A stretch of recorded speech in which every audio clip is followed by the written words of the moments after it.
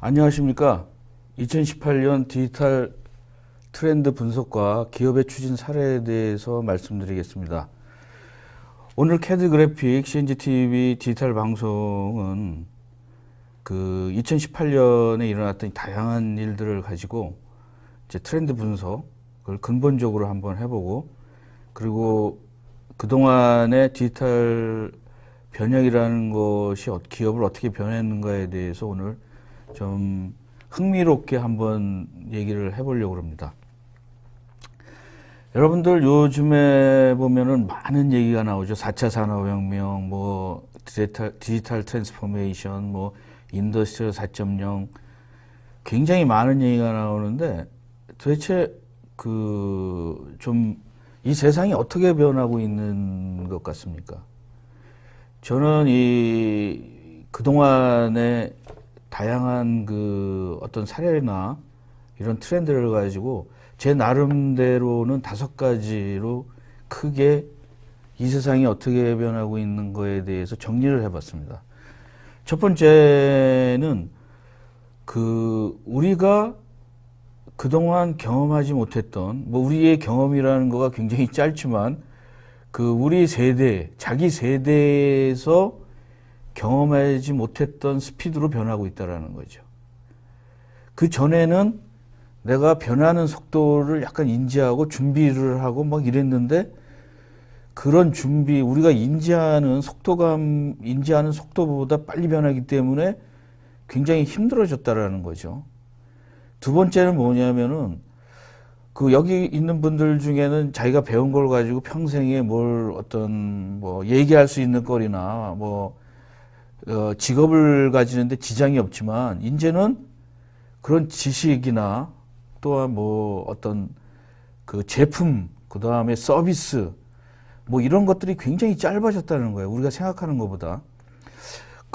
예를 들어서, 요즘에 이제, 백열등이라든가, 형광등이나 이런 거는 나름대로 짧아졌어요. 근데, 이제는 DVD라든가, 이런 것들은 굉장히 짧아졌어요. 어떤 거는 제품이 한 5년, 10년 이내에 사라지는 제품도 이제 많이 있다라는 거죠. 두 번째는 뭐냐면, 디스럽티브 이노베이션이라는 거죠. 뭐가 파괴적이라는 거죠. 옛날에는 뭐가 생기면 거기에 그렇게 파괴적이 아니었는데, 예를 들어서 아이폰 스마트폰이 생기면은 갑자기 그동안 100여 년 가까이 쓰던 무슨 이런 물건들이 수첩이나 시계라든가 이런 것들이 굉장히 많이 사라져 버린다라는 거죠. 그 다음에 네 번째는 플랫폼 스트래티지라고 해가지고 어떤 플랫폼에 굉장히 종속이 많이 된다라는 거죠. 그래서 플랫폼이 어떤 기업의 플랫폼을 가지고 싸우는 거가 아주 심각하게 된 거죠.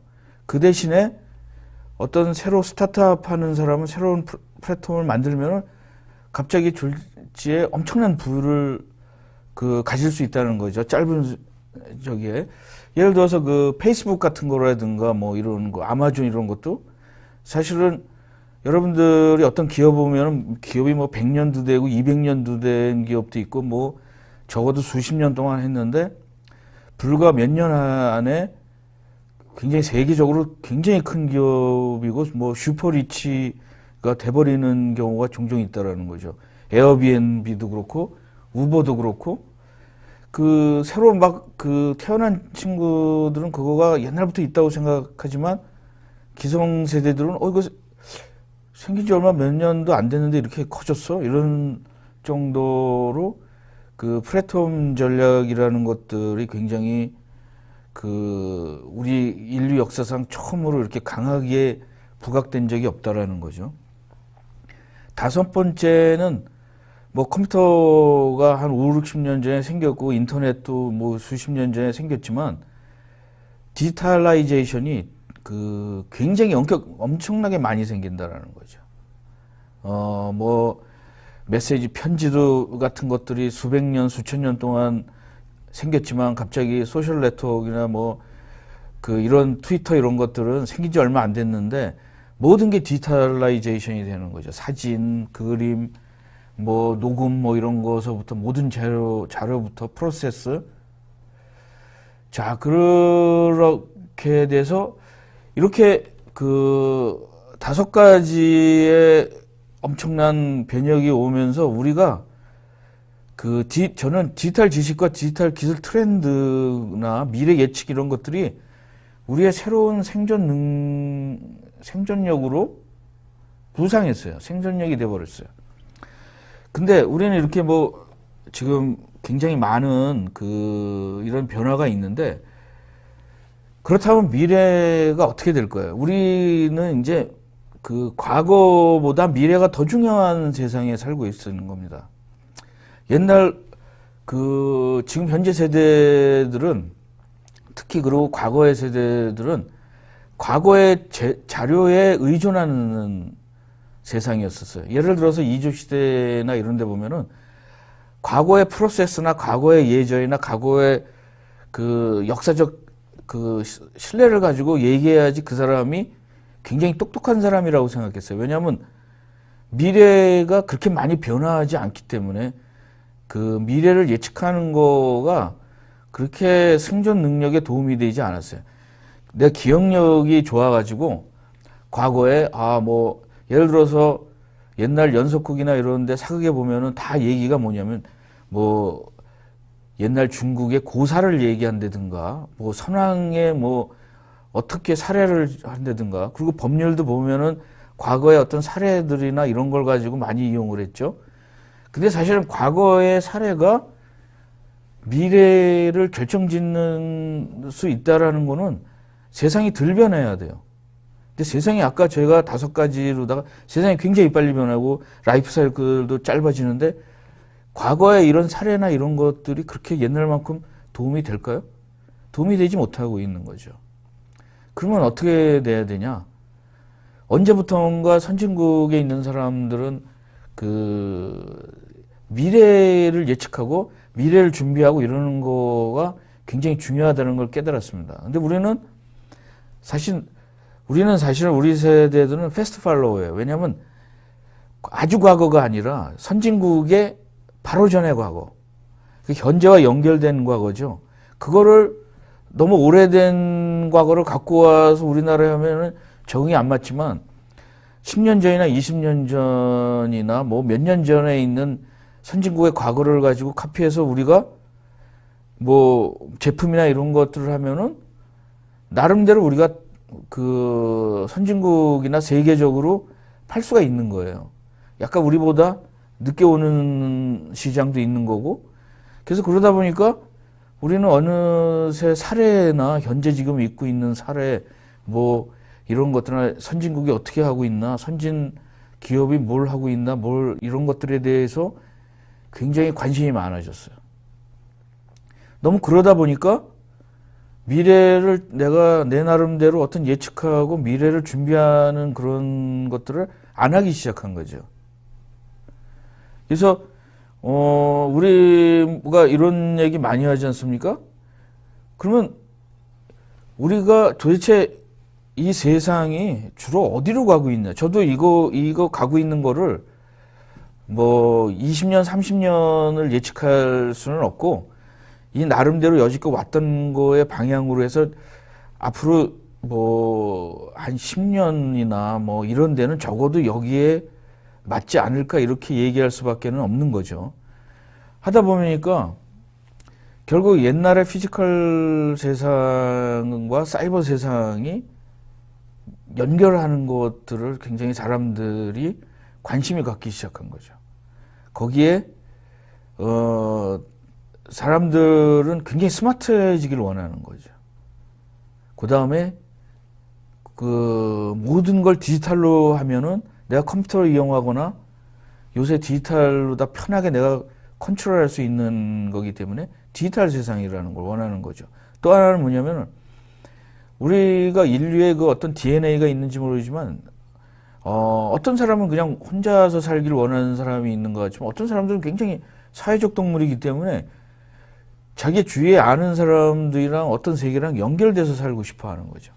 그래서 커넥티드 된 데를 세상을 살고 있는 거죠. 그래서 뭐 먼 미래는 아니지만 한 20년이나 뭐 20, 30년 후까지는 제 예측에 의하면 우리가 추구하는 어떤 그 비전은 스마트하고 디지털돼 있으며 커넥티드 된 세상을 원하는 것 같아요. 그래서 피지컬 세계는 우리가 마음대로 못하지만 어떤 그 디지털 세계에서 시뮬레이션도 해보고 실수도 해보고 그런 걸 갖다 이용해가지고 연결도 시키고 이러는 세상이 오려고 그러는 것 같습니다. 근데 스마트라는 거는 옛날부터 우리는 스마트라는 말을 많이 썼어요. 뭐 미래를 예측한다든가 남보다 효율이 좋다든가 알아서 한다든가 그 다음에 자동화한다든가 일을 좀 편하게 한다든가 이런 게 모두 다 스마트한 거거든요. 남보다 먼저 한다든가. 근데 미래의 세계의 스마트는 뭐가 들어오냐면 AI라는 테크놀로지가 선도를 할 것 같습니다. 그 다음에 디지털이라는 거는 그동안 인포메이션이나 뭐 빅데이터나 뭐 클라우드 이런 것들이 많이 발전함으로써 디지털 테크놀로지라는 거가 선도할 것으로 예상이 됩니다. 요새 이제 뭐 우리가 굉장히 많이 이제 빅데이터 이런 얘기를 많이 하는데 뭐 빅데이터도 있고 스몰 데이터도 있고 뭐 스마트 데이터도 있고 다 데이터 테크놀로지니까 그 데이터 테크놀로지가 선도할 것 같아요. 굉장히 많이 발달될 것 같고 그 다음에 이제 우리나라도 많이 그동안 이제 꾸준히 지속적으로 발전하는 건데 커넥티드는 인터넷이죠, 인터넷. 또 인터넷 밑에는 ICT라고 그래가지고 뭐 정보통신 기술이라는 것들이 굉장히 발달되고 있죠. 뭐 5G도 이제 오고 뭐 이런 것들이 오는 거가 근데 이제 그 미래 세계에 대해서는 이런 걸 보고 나서 굉장히 불안해하는 사람들도 있어요. 근데 뭐 불안해하든 안 오든 뭐 오는 거기 때문에 준비를 잘해야지 뭐 내가 불안하다고 그래서 거부한다고 그래서 미래의 세계가 안 오는 건 아니거든요. 그래서 오늘 얘기하는 것 중에는 근데 거기 안에 저는 이제 그 피지컬 세계와 사이버 세계는 소프트웨어예요. 컴퓨터 안에 소프트웨어로 돌아가는 세계입니다. 그리고 피지컬 월드는 하드웨어예요. 컴퓨터는 피지컬 월드 안에서 사이버 세계를 구현하는 어떤 그 미디움이죠. 근데 그걸 연결하는 분이 저는 인터페이스가 뭐 UX라고 그러고 툴이라고 그러고 뭐 우리가 어플리케이션이라고 그러고 뭐 다양한 게 얘기할 수 있습니다. 근데 그거를 이제 이그젬플로 카테고리를 한번 제가 요새 나오는 뭐 많은 그 디지털 트렌드가 있는데 뭐 세분하게 나오면 뭐 2,000개도 나눌 수 있고 뭐 몇천 개가 돼요. 이것을 어떤 회사들은 이제 제가 한번 저기를 얘기를 하겠습니다. 뭐 우리나라에서는 뭐 이제 얘기하기 좋게 뭐 ICBM이라고 얘기하는 사람이 있어요. ICBM 뭐 IoT 그다음에 C는 클라우드, 빅데이터, 뭐 모바일 뭐 틀린 말은 아니에요. 그렇다고 해서 또 맞는 말도 아니에요, 이게. 그렇다면은 왜 많은 사람들이 이렇게 미래에 대해서 많이 얘기하고 뭐 이러냐면은 미래에 대해서 준비하거나 현재보다 가까운 미래에 대해서 예측을 하면은 굉장히 유리하다는 생각들을 많이 하기 때문에 그렇습니다. 그래서 이런 트렌드 중에 하나를 제가 카테고리로다가 몇 개를 만들어 봤습니다. 그래서 키 테크놀로지는 스마트는 AI, 아까 말한 대로 디지털은 데이터 테크놀로지, 그 다음에 커넥티드는 ICT, 그 다음에 인터페이스나 툴은 소프트웨어, UX, 센서 뭐 이런 것들이 인터페이스가 되는 거죠. 왜냐하면 인터페이스도 사실 무시를 못해요. 이 스마트, 디지털, 커넥티드 있지만 이걸 다 연결해주고 사람을 피지컬 세계에서 편안하게 자기가 살아온 경험 같은 것들을 사라지지 않게 하기 때문에 UX도 굉장히 중요합니다. 그 다음에 비전은 뭐냐면 스마트의 비전은 인텔리전트예요. 인텔리전트. AI를 쓰는 이유가 그 지능형이죠, 지능형. 그래서 사실은 스마트나 인텔리전트나 섞어 써도 돼요. 그 어떤 때에는 스마트 뭐 이런 비즈니스나 마케팅 할 때는 스마트라고 얘기할 수도 있고, 뭐 논문이나 뭐 이런 거 쓸 때는 인텔리전트라는 말을 사용할 수도 있는 거고. 그 다음에 이제 디지털이라는 거는 이제 결국은 디지털이라는 거는 우리가 정보죠, 정보. 데이터나 정보죠. 다 같은 말인데 그 뭐 어떤 사람들은 뭐 나눌 수 있습니다. 그러면 뭐 그냥 하는 거는 뭐 데이터, 그 다음에 거기에 그 어떻게 분류나 이런 것들을 좀 더 정제된 거는 인포메이션, 그 다음에 거기에 자기의 경험이나 뭐 제너럴라이제이션 한 거는 약간 널리지, 그 다음에 더 상위는 위즈덤, 인사이트 뭐 이렇게 얘기를 하는데 다 정보입니다, 사실은. 그 다음에 커넥션에는 인터넷이라고 제가 얘기했는데, 그 옛날에는 연결 방법이 굉장히 다양했었어요. 뭐 프로토콜도 수백 개가 있고 그랬는데, 그 인터넷이라는 거나 인터넷이라는 프로토콜로 이렇게 그 그냥 대명사가 돼버린 것 같아요. 인터넷이라는 거는 우리가 쓰고 있는 그냥 그 네트워크, 그 우리가 쓰고 있는 그 상용 네트워크 이런 거가 뿐만 아니라, 네트워크, 원래 이 인터넷이라는 말은 네트워크가 네트워크를 연결된 모든 그 망을 인터넷이라고 그러는 거죠. 그래서 사실은 여기에서 말하는 인터넷은 인터넷이 굉장히 발전된 거를 들여다보면은 이서넷이죠, 이서넷. 옛날에 뭐 애플톡도 있고 뭐 회사마다 뭐 IBM도 나름대로 시리얼톡 뭐 이런 게 있었는데, 토큰링, 그냥 에서넷이 굉장히 뭐 어떻게 보면은 싸기 때문이고 굉장히 오래되고 오픈되어 있기 때문에 많이 쓰기 시작한 것 같아요.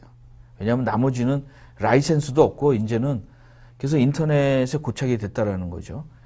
그 다음에 이제 인터페이스나 UX는 뭐냐면 인터랙티브인 거죠. 내가 스마트한 것도 좋고 데이터 인포메이션도 좋고 인터넷 좋은데, 내가 말로다가 하거나 뭐 키보드로 하거나 뭐 어떤 때는 뭐 오감으로다가 전달되면 그거가 어떤 색깔로거나 그림이거나 소리로다 나에게 정보를 되돌려주고 이런 것들, 서로 인터랙티브 하다라는 거가 비전입니다.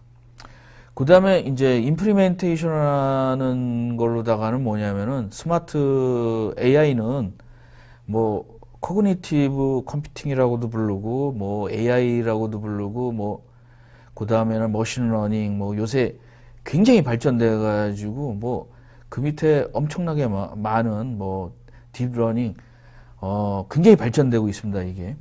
그 다음에 이제 디지털이라는 거는 클라우드, 엣지, 뭐 퀀텀 컴퓨팅이든 뭐 다양한 유비쿼터스니 뭐 이런 것들이 어떤 데이터들이 왔다 갔다 하는 것들이 이제 임플리멘테이션을 많이 하고 있죠. 그 다음에 이제 ICT 같은 경우에는 모바일도 있고 뭐 IoT도 있고 5G도 있고 뭐 3G 뭐 굉장히 많습니다. 그 다음에 이제 인터페이스나 이런 거는 디지털 리얼리티라고 저는 얘기를 하는데, 뭐 VR, AR, IR, 뭐 믹스드 뭐 그 리얼리티니 뭐 이런 것들, 앱 이런 것들이 이제 있겠고, 이그젬플은 굉장히 많아요. 그래서 제가 이제 분류를 이제 너무 많은 분류라 이런 카테고리를 나름대로 제가 한 5개 정도로 나눠서 저기를 해봤는데, 그 여기 보면은 그 이그젬플로 스마트는 뭐 스마트 팩토리, 스마트 팜, 스마트 에너지, 그 다음에 요새는 뭐 스마트 시티도 있고, 그 다음에 스마트 홈, 스마트 카, 뭐 스마트 디바이스, 요새 이제 뭐 새로 막 부상하는 것 중에는 뭐 스마트 더스트라는 것도 있습니다.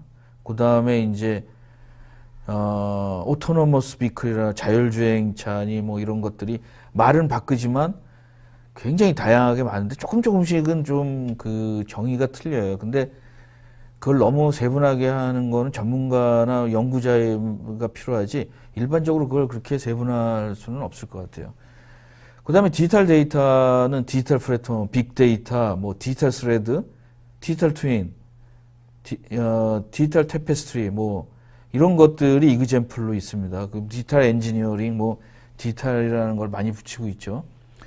그다음에 그 커넥티드는 여러분들 아시지만 뭐 커넥티드 카, 뭐 소셜 네트워크, 그다음에 유비쿼터스 핌, 그다음에 웨어러블 인터넷, 뭐 이런 것들이 사실 우린 커넥션을 엄청나게 추구하고 있는 거죠. 뭐 이거는 우리가 스마트폰 같은 것들은 얘기를 안 하고 있는 겁니다. 그리고 그다음에 이제 인터페이스 같은 거를 뭐 로보틱스니 뭐 드론이니 뭐 버추얼 어시스턴트, 그다음에 AI 스피커, 챗봇, 뭐 블록체인 같은 거, 사이버 세큐리티, 3D 프린터 이런 것도 우리가 어떤 생각이나 이런 걸 갖다가 물질로 이렇게 만들어주는 거기 때문에 저는 인터페이스나 툴이라고 생각하고, NFC, 뭐 스마트워치 이런 것도 잘하면 내가 건강이랑 나의 몸 상태랑 그걸 인터페이스 하는 거기 때문에 이게 뭐 제 나름대로 카테고리를 정한 거고 여러분들도 나름대로 만들 수 있다고 생각을 합니다. 그 다음에 이제 그 뭐 ICBM이라는 말 많이 요새 유행을 했죠. 그래서 저는 뭐 ICBM이라는 거 되게 싫어합니다. 사실은 우리가 세계가 뜨고 있다고 해서 세계만 공부하고 뭐 이런 거는 우리나라의 그 시험에 나오는 것만 공부하고, 미래는 그렇지 않습니다. 우리가 생각보다 미래는 굉장히 역동적이에요. 미래는 우리가 예상 못한 것도 많이 옵니다. 그 미래가 어려워요. 미래를 우리가 마음대로 뭐 예측은 해야 되겠지만 굉장히 자기 나름대로 굉장히 쉽지 않다라는 거죠.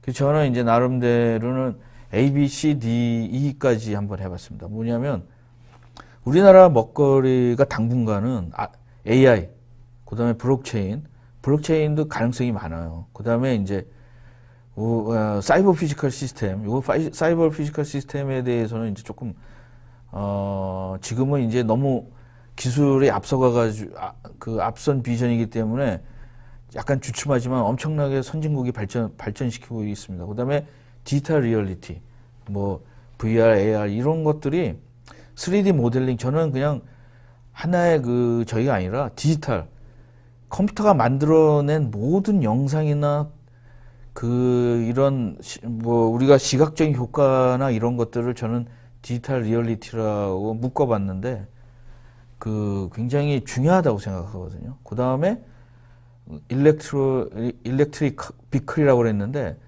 전기차만이 아니에요. 왜냐면 앞으로는 전기 항공기도 나오고 전기 열차, 전기 무인 뭐 굉장히 다양한 거가 그 전기 이동, 전기 움직임, 뭐 전기 로보트 뭐 이런 것들을 다 통칭해서 EV라고 저는 말을 하려고 있습니다. 이제 이 5가지가 굉장히 앞으로 우리나라 먹거리에 굉장히 영향을 많이 줄 거라고 저는 생각을 합니다. 우선 전기차들 보면은 우리가 이제 이 디지털 트랜스포메이션을 하면은 기존에 있는 그 이런 그 굉장히 부품이 많은데 굉장히 간단해지면서 소프트웨어나 이런 엠베딩 시스템들이 굉장히 많이 발전이 된다라는 거죠. 그래서 여러분들 그 제가 아까 말씀드린 사이버 피지컬 시스템이라는 거가 굉장히 어려운, 우리 인류가 수십 년 후에 최종적으로 해야 되는 어떤 그 목표라면, 지금 우리가 그렇게 진화할 때 가장 간단한 거 어디에서 진화했냐면 임베딩 시스템에서 진화한 겁니다. 임베딩 시스템. 나중에 조금 이따 설명을 드릴 건데, 임베딩 시스템은 우리가 갖고 있는 모든 그 전기를 사용하는 모든 것들은 다 임베딩 시스템이에요. 어쩌게 보면은. 그래서 임베딩 시스템에 대해서 여기 미래를 할 때 굉장히 공부를 많이 하셔야 돼요. 임베딩, 지금이라도 늦지 않으니까 임베딩 시스템에 대해서, 임베딩 시스템의 센서나 액추에이터에 대해서 여러분들이 굉장히 준비를 하셔야 돼요. 미래에는 거의 다 임베딩 시스템입니다. 임베딩. 근데 임베딩 시스템 중에 우리가 가까이 있는 것 중에 가장 그 복잡한 나름대로 굉장히 복잡한 시스템, 임베딩 시스템의 집합체가 뭔지 아십니까? 자동차예요. 자동차에는 수백 개의 임베딩 시스템이 들어 있습니다. 그 안에. 그리고 전기 자동차에는 더 많은 임베딩 시스템이 들어가 있어요. 그 다음에 이제 그 IoT도 굉장히 많은 임베딩 시스템으로 이루어졌습니다. 그래서 임베딩 시스템은 이게 지능을 가지면은 사이버 피지컬 시스템이 돼 가는 거죠. 그래서 이 세상은 저는 이런 식으로 변할 것 같은데, 이제 임베딩 시스템에 보면 로봇, 뭐 GPS, 그다음에 우리 DVD, 라디오, 게임 모두 다 임베딩 시스템이에요. 임베딩 시스템은 뭐냐면 센서와 디바이스와 그 안에 나름대로 전용 작은 그 디지털 프로세스가 들어가 있는 모든 것이 임베딩 시스템입니다. 뭐 어떤 시계에서부터 어떤 뭐 전자 조그만 제품 모든 게 다 임베딩 시스템이에요. 임베딩 시스템이 여러 개 들어서 복잡해진 거를 컴플렉스 임베딩 시스템이 되겠죠. 근데 임베딩 시스템이 이제 서로 자기네들이 IoT를 이용해서 서로 이제 커뮤니케이션을 하거나 서로 자기가 어느 정도 간단한 결정을 하면 그게 이제 스마트 프로덕트가 되면서 이제 굉장한 이 세상을 많이 바꾸고 있고 있습니다, 지금. 또 하나 뭐냐면은, 그 다음에 사이버 피지컬 시스템으로 가기 전에는 디지털 트윈이라는 거가 그 과정에 있어요. 그래서 우리 지금 첨단 시대는 사이버 피지컬 시스템까지는 못 갔고, 그 디지털 트윈 시대는 진입을 해가지고 지금 막 이렇게 가고 있는 상태예요. IoT는 지금 많이 이제 더 이상 IoT에 대해서는 새롭다고 생각은 하지 않는 거예요. 그래서 IoT에 대해서는 사람들이 관심이 많이 죽었어요. 왜냐하면 당연한 거가 된 거죠. 엠베딩 시스템처럼 스마트 프로덕트는 그렇지만 아직도 그 완전하게 스마트 임베딩 시스템의 시대는 아니에요. 아직은.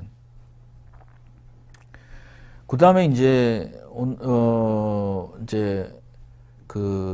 제일 중요한 거 중에 하나가 뭐냐면은 우리가 디지털 트렌드나 이런 걸 중요하다고 그랬지 않습니까? 예측하는 데는 여러 가지가 있어요.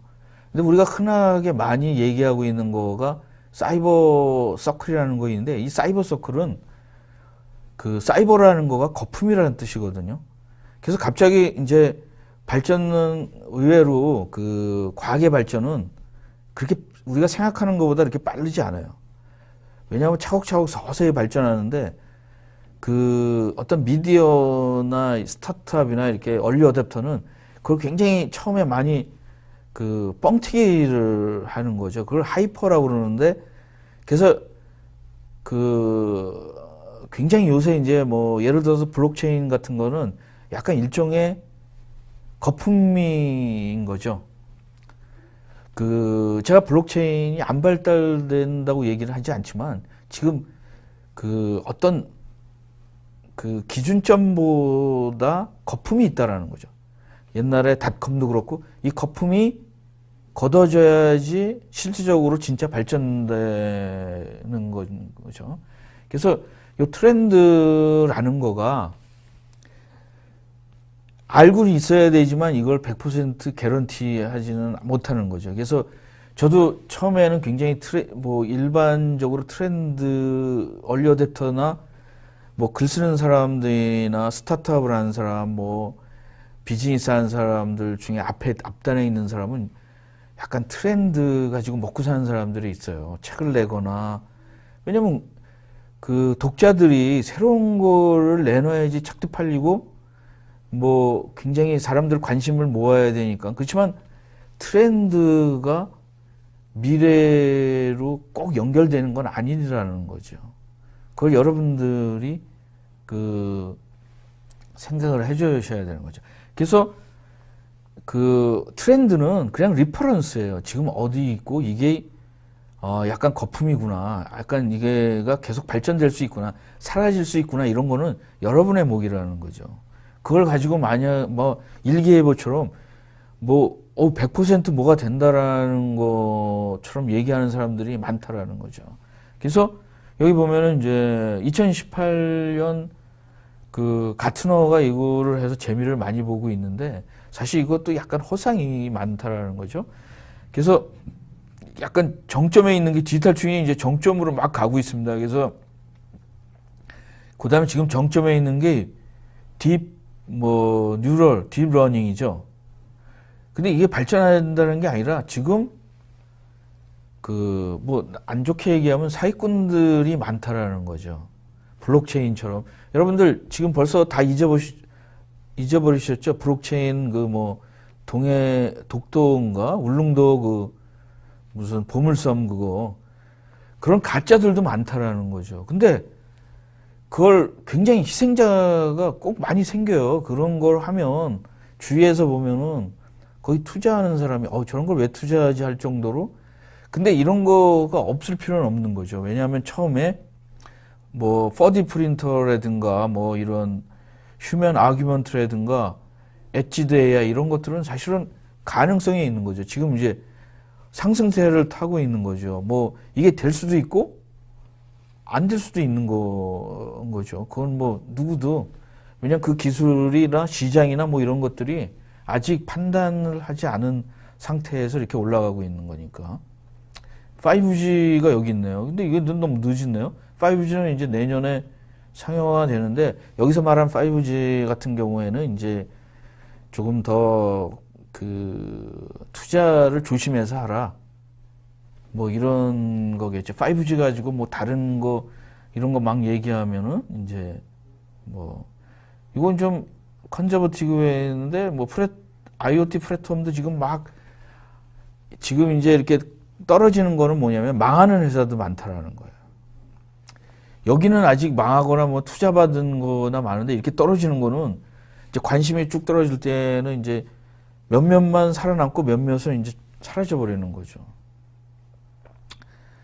그래서 그리고 2007년도에서 보면은 제가 이제 왜 2007년 뭐 2006년 해서 10년 정도를 이렇게 봤는데 제가 한번 그 분석을 해봐서 제가 얘기를 하려고 그러는데 사실 5년 전의 거는 모든 사람이 잊어버렸어요. 한 두세 개 살아남고 5년 전이나 10년 전에 디지털 트렌드라고 해서 가트너사에서 분석한 거 한번 여러분들 보세요. 야, 이런 거를 뭐 분석을 해? 말도 안 되는 거네? 촌스럽네? 그러니까 트렌드라는 거가 굉장히 그 장점도 있지만 5년, 10년 지나고 나면 굉장히 촌스러워지는 거예요. 유행처럼. 그러니까 트렌드는 유행이라는 거예요. 유행 이상도 유행 이하도 아니라는 거죠. 그래서 유행은 유행일 뿐. 그 다음에 2014년도 PLM에 대해서 이렇게 찾아봤는데 제가 전문가라고 생각하는데도 말도 안 되는 것도 엄청 많아요. 2013년도 보니까 4년 지났나? 4년 지났는데도 이거 뭐야? 얘네들 컨설턴트가 PLM 이거 뭐 현업에서 써보지도 않고 그냥 입으로만 한 것들이 많구나 이런 생각을 해봤습니다.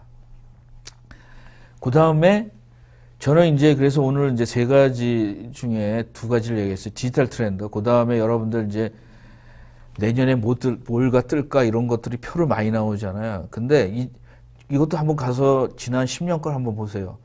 웃기는 것도 굉장히 많아요. 촌스러운 것도 많고. 그리고 이제 이 회사들마다 이제 10대 이걸 예측해서 올렸는데 약간 좀 뭐라 그럴까 뿌옇게 얘기하는 거예요. 미래에 대해서. 이게 내일은 비가 올 수도 있고 안 올 수도 있고 막 이런 식으로 있지 않습니까? 예를 들어서 일기예보 같이 말을 하는 거예요. 일기예보 중에 곳에 따라 비라고 그러는데 어느 곳인 거죠? 그 곳이 어딘지 모르는 거예요. 곳에 따라 비. 그거는 말도 안 되는 예측인 거죠. 웃기는 예측인 거죠. 근데 이 나름대로 미래학이 외국에서는 엄청나게 발전됐고 여러분들이 지금 우리가 하고 있는 그 인더스트리얼 4.0이라든가 스마트 팩토리도 사실은 2005년에 15년에 그 독일의 그 하이테크 미래 예측에 대해서 연구한 사람들이 15년 후를 해서 2020년에 어떻게 변할 거냐는 대해서 그 보고서를 만든 건데 몇 개가 히트한 거예요. 그 수십 개 중에 그 몇 개 단어는 살아남은 거죠. 스마트 팩토리 뭐 이런 것들은. 그래서 여러분들이 이제 또 하나의 굉장히 학문적으로 연구되고 있는 거가 뭐냐면 대안 미래에 되는 거예요. 여기 보면 지금 현재인데 현재의 그 트렌드나 프로젝트 한 거 예상되는 거가 그 프로젝티드 미래라는 대안 미래라는 거죠. 이거는 그냥 디폴트인 거예요. 그래서 우리 회사 우리나라가 내가 올해 그 매출이 10%니까 계속 10%씩 증가하면 이걸 거다. 사실 이 미래는 그냥 중심점이 되는 거고 그냥 우리의 갈 바에 대한 어떤 베이스라인 미래인 거죠. 근데 베이스라인 미래대로 된 거 하나도 없습니다. 이 미래가 이쪽으로 갈지 저쪽으로 갈지는 모르는 거죠. 그리고 그 가운데 그 프레저블 미래라는 게 있어요. 가능 미래. 그 더 넘어가면 가능 미래. 여기는 일어날 수 있는 미래. 그 다음에 이제 그 확률이 점점 떨어져서 이게 이제 태풍이 지나가는 것처럼 확률인데 맨 밖에는 뭐냐면은 그 말도 안 되는 미래. 예상을 할 수 없는 미래 있잖아요.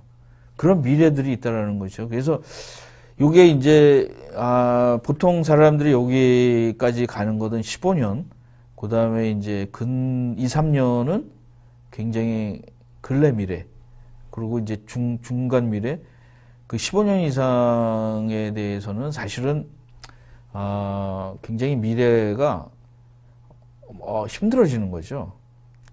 그래서 그 이 미래를 보면은 요 파스블 미래에서부터는 뭐냐면은 그 여기 굉장히 중요한 겁니다. 이게 프레즈블 미래는 있잖아요. 지금 알고 있는 지식으로 예측할 수 있는 미래가 요 안에 들어가 있는 거예요. 요 안에 검은 거 보이는데 그 다음에 파시블 가능 미래라고 저는 얘기를 했는데 가능 미래는 뭐냐면 그 생각지 못한 미래의 지식을 이용해서 일어날 수도 있다라는 거죠. 예를 들어서 우리가 옛날 과거로 보면은 스마트폰 10년 전이나 그 전에 스마트폰이 이 세상을 이렇게 변화시키라고 예상 못했기 때문에 스마트폰은 그 아주 먼 과거에서 보면은 미래 지식을 이용한 거죠. 그래서 파시블 미래. 그 다음에 이거 일어나는 거는 이제 impossible. 일어날 수 없지만 그 포텐셜 미래 안에는 들어간다. 근데 이제 미래 안에서도 이런 게 있어요. 그 시나리오도 있고 요 안에 그 우리가 얘기하는 뭐냐면은 우리가 원하는 미래. 야, 우리 잘 돼야 되겠다. 우리나라가 뭐 10대 선진국이 되겠다. 뭐 이런 것들은 사실은 우리가 뭘 해야 되는지를 알기 위해서 이렇게 이런 뭐 미래를 가져갈 수 있다라는 거죠. 그래서 좀 과학적이면서 체계적으로 미래 예측을 할 필요가 있다라는 거.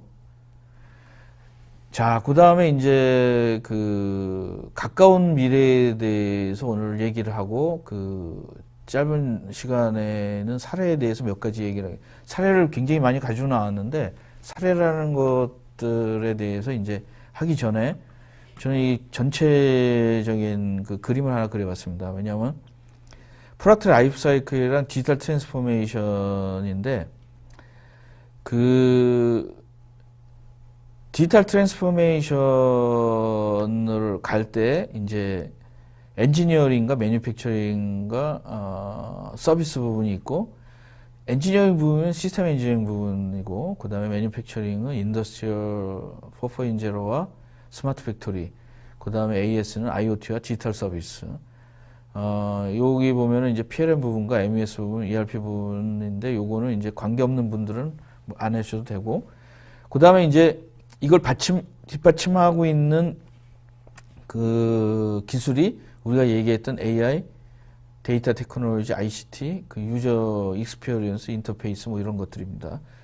그 다음에 이제 이것들 중에는 이제 다양하게 있는데, 복잡한 걸 하기 위해서 제가 이제 그 하나마다 트렌드 3가지씩을 한번 해봤어요. 그래서, 엔지니어링의 트렌드 3가지는 모델 베이스 X, 모델 베이스 엔터프라이즈, 모델 베이스 엔진, 모델 베이스 디피니션, 뭐 다 합해서 이제 모델 베이스 시스템 엔지니어링에서 모델 베이스 X, 그 다음에 두 번째는 디지털 트윈, 세 번째는 디지털 스레드, 요 3가지가 이제 엔지니어링에서 가장 지금 핫한 이슈가 되고, 그 다음에 뭐 매뉴팩처링에는 뭐냐면 스마트 매뉴팩처링, 그 다음에 인더스트리얼 IoT, 스마트 팩토리, 그 다음에 IoT 서비스에는 디지털 프로덕트, AI 서비스, 그 다음에 디지털 리얼리티, 요 3가지가 이제 3가지로 이제 핫한 걸로 생각을 되어집니다, 이게. 그러면 엔지니어링 부분에서는 뭐냐면은 이제 디지털 트윈, 그 다음에 디지털 스레드, 그 다음에 이게 뭐냐면 모델 베이스 X, 이렇게 이제 3개가 있는데, 모델 베이스라는 거가 이제 뭐냐면 드로잉 베이스, 캐드 베이스, 모델 베이스, 버추얼 베이스, 그 다음에 이제 디지털 트윈 베이스로 이렇게 이제 진화하고 있습니다.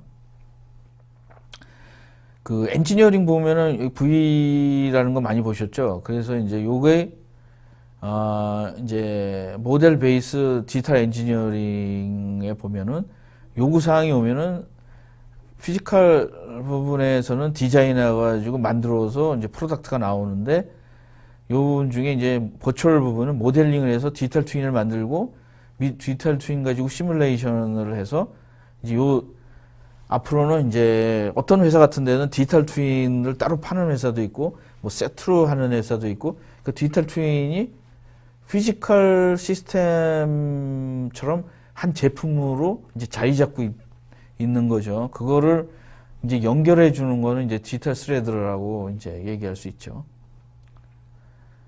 그 다음에 이제 디지털 트윈, 그 다음에 이제 오늘은 이제 그 사례는 인더스트리얼 IoT 쪽을 사례를 많이 하기 위해서 좀 넘어가겠습니다. 그래서 디지털 트랜스포메이션 매뉴팩처링 안에는 스마트 매뉴팩처링, 그 다음에 인더스트리얼 IoT, 스마트 팩토리라는 게 있습니다. 근데 스마트 매뉴팩처링이라는 말은 이제 굉장히 다양하게 많이 쓰이고 있어요.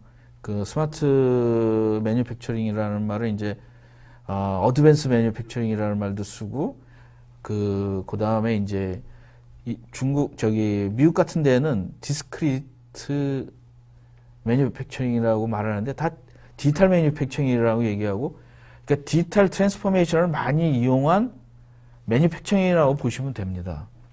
그 다음에 거기 중에 그 나름대로 커넥션 중심으로 하는 거를 IoT를 많이 사용하는 거를 인더스트리얼 IoT라고 얘기를 하고, 인더스트리얼 IoT는 의외로 매뉴팩처링이 아닌 로지스틱이나 뭐 이런 데서도 많이 쓰이고요. 스마트 팩토리는 이제 독일에서 말하는 인더스트리얼 4.0 중심의 말하는 이제 그 스마트 팩토리라는 거. 엄밀히 말해서 이제 스마트 팩토리라는 거는 뭐 서로 비슷은 하지만 스마트 팩토리는 그 공장이 지능형 공장인 거죠. 자동화에 너무 신경을 굉장히 쓰고, 뭐 서플라이 체인과 이런 것들을 모두 통합한 걸 갖다가 스마트 팩토리라고 하는데, 스마트 팩토리는 사실은 아직 지금 이제 완벽하게 구현됐다고 말할 수는 없어요.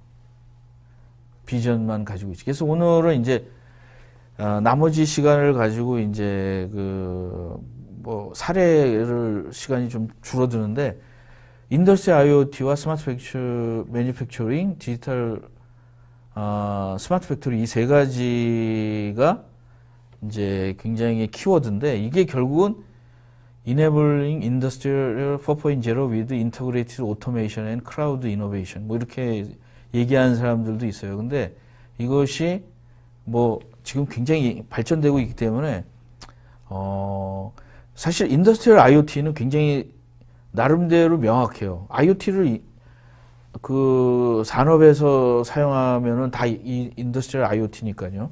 그 다음에 스마트 매니팩처링도 굉장히 좀 간단합니다. 왜냐하면은 디지털 트랜스포메이션 기술을 이용하는 기술은 다 그 스마트 매니팩처링이고 디스크리트 매니팩처링이 제조업에 관련된 거고 그렇기 때문에 근데 스마트 팩토리는 사실은 굉장히 조금 이제 인더스트리얼 4.0이라고 보시면 되는 거거든요. 굉장히 나름대로는 비전을 굉장히 넓게 했기 때문에 굉장히 한마디로 얘기하기는 쉽지 않아요. 그 다음에 스마트 팩토리 중에서 이제 인더스트리얼 IoT 어플리케이션에 대해서 시간이 되는 데까지 설명을 해드리겠습니다. 첫 번째는 ABB의 스마트 로보틱스라는 것들이 있죠. 몇 년 전에 나왔는데 유미라는 모델입니다. 근데 이게 뭐 인더스트리얼 4.0이나 뭐 스마트 팩토리에서 얘기하는 데 이런 것들을 많이 하죠. 로보틱 옛날부터 사용했는데 오토메이션 옛날부터 했는데 그게 왜 인더스트리얼 4.0이랑 뭐가 다르나? 인더스트리얼 3.0에서도 로보트나 이런 걸 많이 사용했는데 근데 이제 스마트 로보틱스 인더스트리얼 4.0이나 스마트 팩토리에서는 스마트 로보틱스나 커넥티드 로보트라고 얘기를 많이 해요. 뭐냐면 로보틱끼리 연결되거나 아니면 스마트 로보트. 스마트 로보트는 뭐냐면 인간과 같이 일해도 위험하지 않는 로보트를 일단 스마트 로보트라고 얘기를 합니다. 그리고 또 어떤 데는 소프트 로보트라고 얘기하는 사람들도 있어요. 소프트 로보틱스라고. 근데 이런 것들이 그 3.0과 4.0을 구분할 때 이제 주로 많이 쓰는 로보트인데 그 전에 로보트가 사라지는 건 아니지만 그 전에 로보트는 굉장히 위험해요. 사람이 다가가면 죽을 수도 있고 다칠 수도 있어요. 그리고 이 로보트가 서로 커뮤니케이션을 하지 않는다라는 거예요. 로보트끼리요. 자기 일만 열심히 하는 거예요. 로보트가. 이렇게 생겼는데 이제 굉장히 그 양팔로 돼 있고 그 다음에 이제 에어버스의 IoT 사례인데 에어버스는 인더스트리얼 IoT를 많이 사용하고 제조업에 뭐 스마트 글라스든 뭐 이런 것들을 많이 써요. 그래서 에어버스 같은 경우에는 전체를 이제 그 미래 공장에 대해서 엄청나게 많이 투자를 하고 있습니다. 안전하고 뭐 이런 거겠죠. 그 다음에 이제 모양을 이렇게 해서 버추얼 리얼리티도 많이 사용하고 그 인더스트리얼 IoT 센서나 이런 것들을 많이 이용하고 있습니다. 그래서 여러분들이 관심이 있으신 분들은 디지털 트랜스포메이션의 제조업에서 어떻게 사용하는지에 대해서 오늘 이제 여러 가지 소개를 해드리겠습니다. 그 다음에 여러분들 아시겠지만 아마존은 사실 제조업은 아니에요. 근데 그 인더스트리얼 IoT를 굉장히 많이 쓰고 있어요. 약간 초보적인 IoT지만 그래도 그 뭐냐면은 와이파이 커넥티드 키바라는 로봇이에요. 키바라는 회사에서 이제 많이 사용하는데 모양은 이렇게 돼 있습니다. 요건 최신형이고 요건 옛날형이에요. 그래서 요거가 아마존에서 이제 많이 사용하고 있는데 중국도 이건 엄청나게 도입하고 있습니다. 그래서 그 팩토리, 아까 스마트 팩토리라는 거가 엄밀히 말해서 팩토리라는 거가 그냥 뭐 서비스든 그 광의로 얘기하면 어떤 일터예요, 일터. 그렇기 때문에 여기도 이것도 일종의 팩토리라고 말할 수 있는 거죠. 세 번째 이제 보잉도 이제 굉장히 많이 IoT를 많이 사용하고 있어요. 보잉이. 특히 이제 보잉은 보잉이 가장 중심이 되는 거가 뭐냐면, 보잉은 대량 생산은 아니지만 엄청나게 많은 생산을 해야 돼요. 예를 들어서 보잉의 737 같은 경우에는 1년에 한 500대에서 600대를 생산을 하는데, 한 기종만 걔도 수요가 넘쳐요. 근데 그거를 맨 처음에 조립해서 한 라인을 가는 데가 9일인가 6일 정도면 이제 하나가 완료가 되는데, 그 라인을 여러 개를 갖는 거죠. 3개, 4개. 그래서 엄밀히 말하면은 737만 하루에 2대 이상이 나오는 거예요. 그 커다란 비행기가. 근데 이게 너무 생산하고 이러다 보니까 요번에 이제 최신형인 맥스가 뭐 이제 기체의 어떤 문제점으로, 센서의 문제점으로 요번에 이제 떨어졌는데, 굉장히 발달해서 대량 생산할 때 이런 한계가 있는 거예요. 제조업이나 이런 거가. 그래서 그거 보면은 이제 여기들은 이제 디지털 트윈 이런 것들을 많이 사용하고 있습니다. 저희는. 그 다음에 이제 부시나 이런 거는 이제 트랙을 많이 하는 거죠. 얘네들이 이제 추적을 했는데, 재미난 게 뭐냐면, 이게 네트, 요 툴이 뭐냐면은, 네트 크랙이라고 그러나? 그런 건데, 이게 네트 러너라고 그러네, 네트 러너. 네트를 이렇게 돌려주는 건데, 이게 코드를 쓰고 여기에 IoT가 들어가 있습니다. 그래서 내가 이렇게 어떤 걸 하면 그게 서로 링크가 돼가지고 내가 뭘 하고 어느 장소에서 뭘 했는지가 다 기록이 되는 거죠. 앞으로 모든 기본적인 툴이 이렇게 변하고 있라고 생각이 됩니다. 그래서 뭐 예를 들어서 여러분들이 나중에 드라이버, 전기 드라이버나 이런 것도 나중에 IoT화 되면 이게 내가 어느 곳에 뭘 썼는지 이런 것들이 이제 내가 스마트폰에다가 기록이 다 남는 거죠. 이거 이제 인더스트리얼 IoT가 되는 거죠. 그 다음에 뭐 카터필더 같은 경우에는 이렇게 이제 버추얼 리얼리티로 장비에 이렇게 프로젝션에서 보여주는 거, 이런 것도 이제 스마트 팩토리 인더스트리얼 4.0 뭐 디지털 트랜스포메이션이라고 말할 수 있습니다. 그 다음에 일본의 유명한 로보틱스 공장들은 이렇게 해서 뭐 로보틱스들은 다 가장 오토메이션이나 이런데 IoT에 엄청나게 발전이 되고 있습니다. 좀 몇 개 넘어가면 존 디어 같은 경우에는 셀프 드라이브 트랙터라는 걸 만들었어요. 모양이 어떻게 생겼냐면 사람이 안 타는 트랙터인 거죠. 지가 알아서. 이건 뭐 여러분들이 다양하게 얘기할 수 있어요. 이거는 인베딩 시스템의 결합체예요. 왜냐하면 그 안에 GPS 시스템도 인베딩 서브 시스템이고, 그 다음에 이제 자기가 작동하는 거, 움직이는 거, 이런 것도 다 인베딩 시스템이거든요. 그래서 결국은 뭐 디지털 트랜스포메이션이라든가 스마트 팩토리라든가 이런 것들이 오토메이션이에요. 자동화한 거죠. 사람이 필요 없어지는 거죠. 근데 저는 이런 4차 산업혁명이나 이런 거는데 사람이 더 는다. 그건 말이 안 되는 거죠.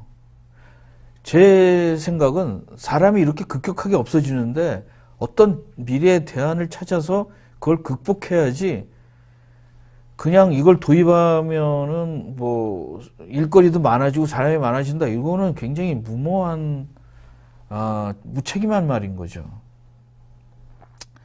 그 다음에 이제 카이저 컴프레션은 이 사람들은 이런 거죠. 에어 에저 서비스. 그 디지털 트랜스포메이션이 가장 그 이제 커다란 그 패러다임 하나가 에저 서비스지 않습니까? 뭐 에어 에저 서비스, 뭐 머니 에저 서비스, 뭐 다 붙일 수 있어요. 뭐 밀 에저 서비스. 이게 이제 공장은 자동화가 돼서 사람을 내쫓고 또 서비스를 해서 공장이 없어지고 이런 세상이 온다라는 거죠. 근데 이거를 우리가 예측하고 뭐 대안을 해야 되는데 15년 후에는 더 많이 되고 예측을 안 하면 이제 나라가 망하는 거죠. 갑자기 오면 사회 문제가 우리나라가 지금 굉장히 힘든 것 중에가 예측을 하나도 안 한 거잖아요. 딱 해서 문제가 되면 금융 지원이나 뭐 이런 것들을 해가지고 그냥 무마시킨 거죠. 그냥 그 수혈만 한 거죠. 이게 어떻게 될지 뭐 할지 지금도 계속 그런 것만 하고 있는 거죠. 그래서 조선이나 자동차나 지금 거의 지금 심각한 문제인데 예측을 안 하는 거죠. 우리는 언제부터 예측을 안 해요.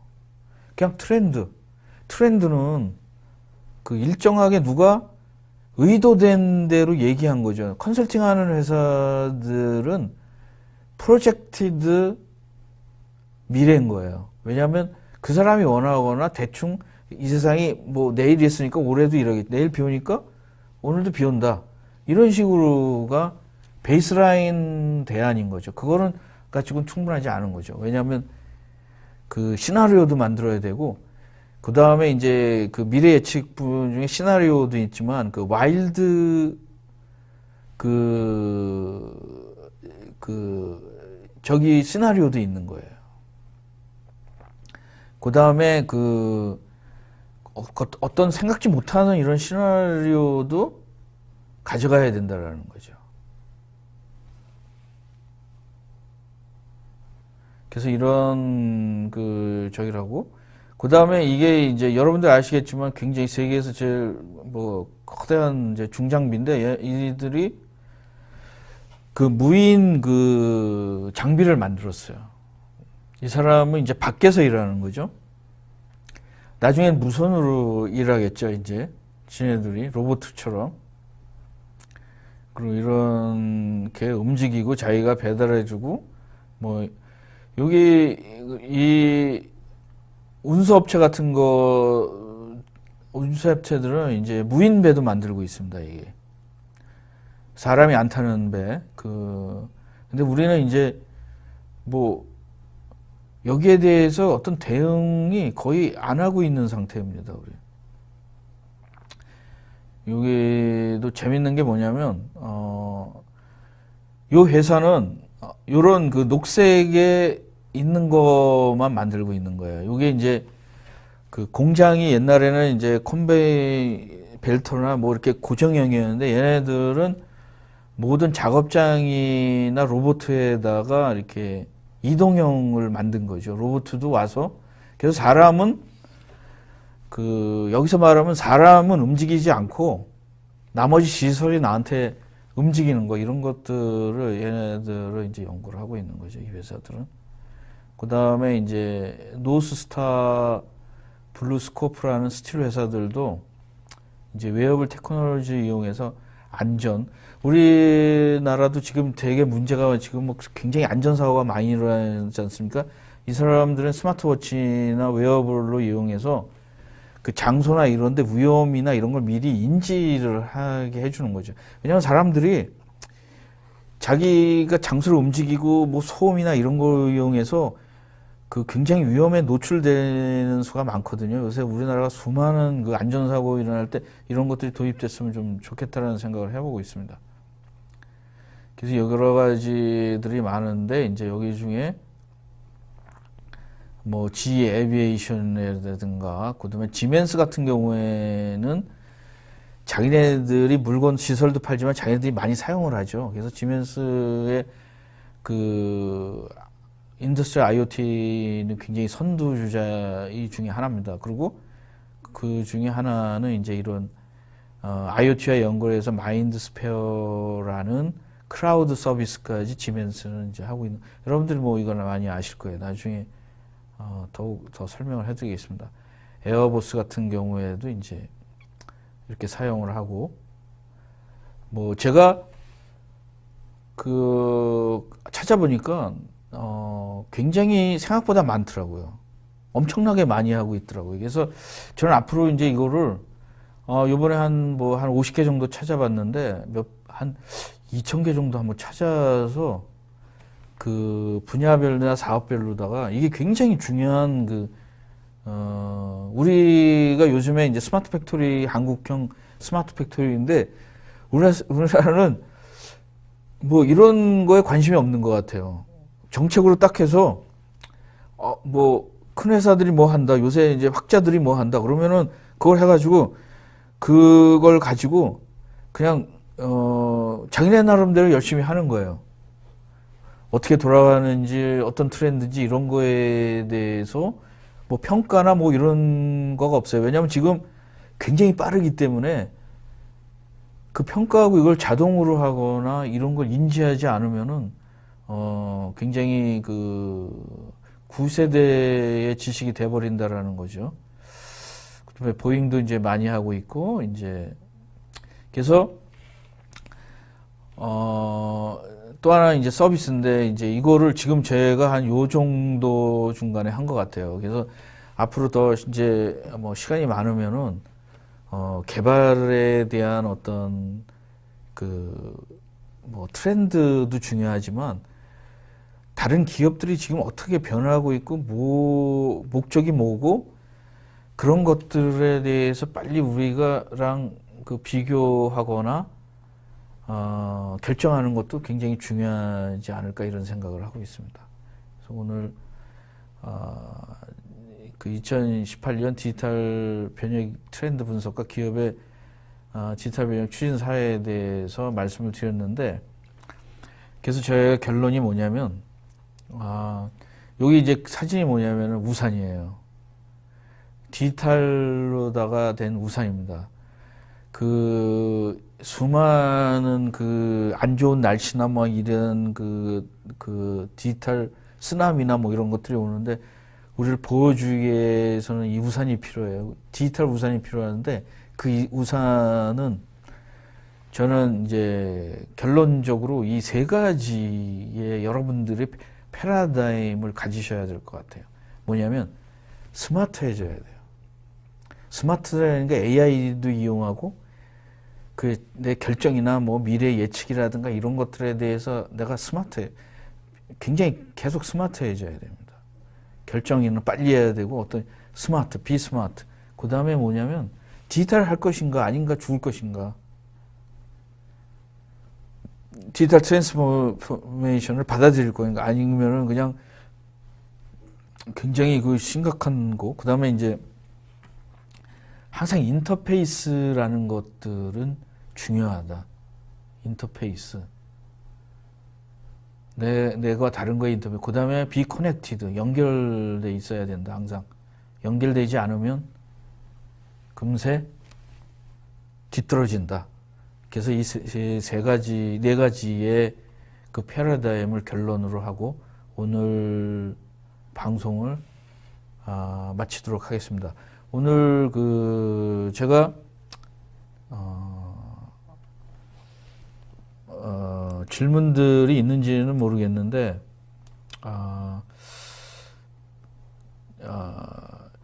제가 최상일님의 발표 자료는 공개하지 않고 있습니다.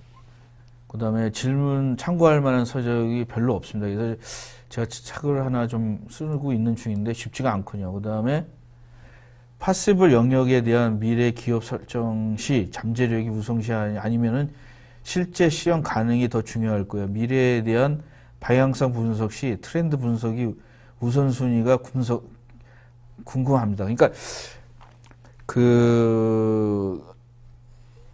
미래 대안이라는 걸 갖다 여러 개 갖고 가라는 거죠. 파스별 미래, 그 다음에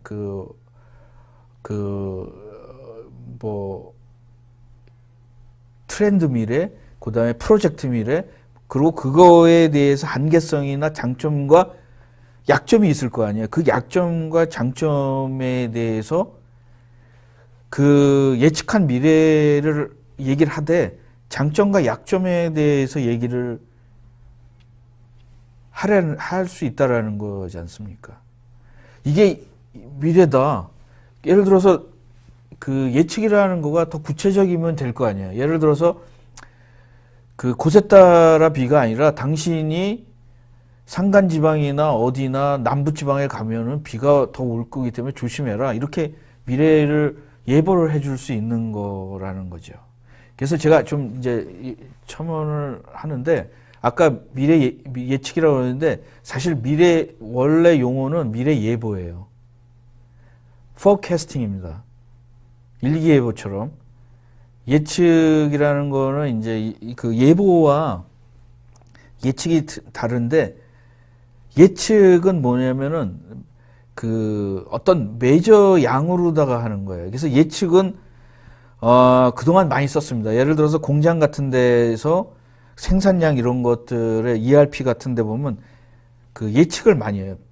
예측으로다가 하는 거거든요. 그건 뭐냐면 물동량이나 뭐 이런 과거의 데이터를 가지고 하는 거기 때문에 그 예측은 과학적인 방법이지만 단점이 하나 있는 게 뭐냐면 과거의 데이터를 가지고 프로젝션을 하는 거예요. 리니어를 하든 뭐 저기 하든. 근데 변하지 않고 하는 건 리니어지만 뭐 리니어도 여러 개 있지 않습니까? 거기 보면은 뭐 그 스태틱스를 이용한 거는 예측. 예보는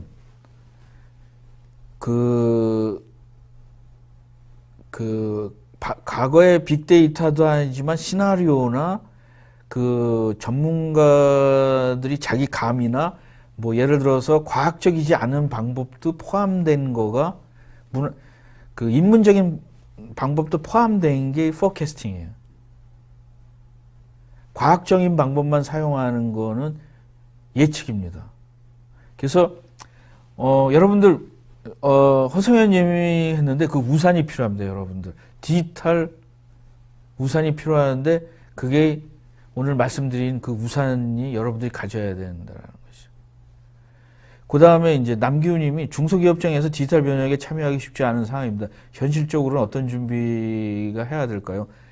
여러분들 오늘 그 케이스 스타디에 보면은 굉장히 조그만 기업이 또 많이 왔고 중소기업이 없다라 디지털 참여한다는 건 말이 안 되는 거예요. 굉장히 중요한 그 중소기업도 있어요. 예를 들어서 내가 중소기업인데 조그만 음식점이에요. 나는 그 배달만 할 거야. 인터넷으로 해서. 나는 그 매장을 없앨 거야. 그것도 디지털 변혁이 한 가지거든요. 그래서 그 중소기업이 더 장점일 수도 있는 걸 찾아볼 수가 있는 거죠. 대기업이 유리하지만 않아요. 디지털 변혁에는 대기업만 유리한 게 아니에요. 대기업은 더 위험할 수도 있어요. 그 다음에 이제 제가 오늘 이제 미래나 이런 거에 대해서는 저도 이제 그 굉장히 좀 자세한 거를 글로다가 써서 이 방송으로다 이거 미래 예측이 방송이 아니라 오늘은 디지털 트렌드와 그 다음에 이제 케이스로다가를 한다 보니까 이제 그 얘기를 했는데 한번 언젠가는 미래 예측만 가지고 1시간을 한번 좀 더 자세하게 얘기를 하겠습니다. 사실 미세먼지, 허성현님이 미세먼지라고 그랬는데 이 미세먼지가 중국에서만 오다가 말할 수 있는 게 뭐냐면 미래나 현실은 생각보다 복잡해요. 왜냐하면 그 우리나라에서 암모니아가 안 나오면은 그 이제 뭐 이런 어떤 미세 입자가 그렇게 크게 초미세먼지가 안 만들어지는데 우리나라에서 암모니아가 나와서 만들어지기 때문에 이게 중국에도 이제 문제가 있지만 100% 중국이라고 말할 수가 없는 거예요. 몇 대 몇으로다가 그 예측이 하는 것도 이제 복합 미래라고가 될 수 있나요? 그런 것도 있기 때문에 사실은 쉽지 않은 것 같아요, 이게. 그래서 여러분들이 단순하게 뭐가 나쁘다, 뭐가 좋다. 나는 미래 예측에 가장 안 좋은 게 뭐냐면은 선입감이라는 거지 않습니까? 우리는 이래야 돼. 우리는 중소기업이기 때문에 안 돼. 우리는 디지털 변혁을 하면은 이 어떤 선입감을 가진 거, 그 다음에 의도를 가진 거. 아, 내가 뭘 하기 위해서 스마트 공장을 하기 위해서 스마트 팩토리를 얘기해야 되는데, 아, 이게 인원이 줄어들어. 그러기 때문에, 아, 스마트 팩토리 하면 사람이 많이 한다. 이렇게 예측을 할 때 자기 의도나 어떤 프로젝티드나 어떤 가치나 이런 거를 자꾸 주장할 때 예측이 이상하게 된다라는 거죠. 스마트 팩토리 우리는 해야 돼. 근데 스마트 팩토리나 인더스트리 4.0을 하면 한시적으로 10년, 4, 5년 동안은 굉장히 자동화가 많이 되기 때문에 사람이 엄청나게 줄 수 있어. 그런데 그러면 어떻게 해야 되나? 이런 거에 대해서 얘기가 필요하다라는 거죠. 오문선님의 어른들의 윤리 사고에 무지 중요하다고 보여집니다. 저도 그렇게 생각합니다.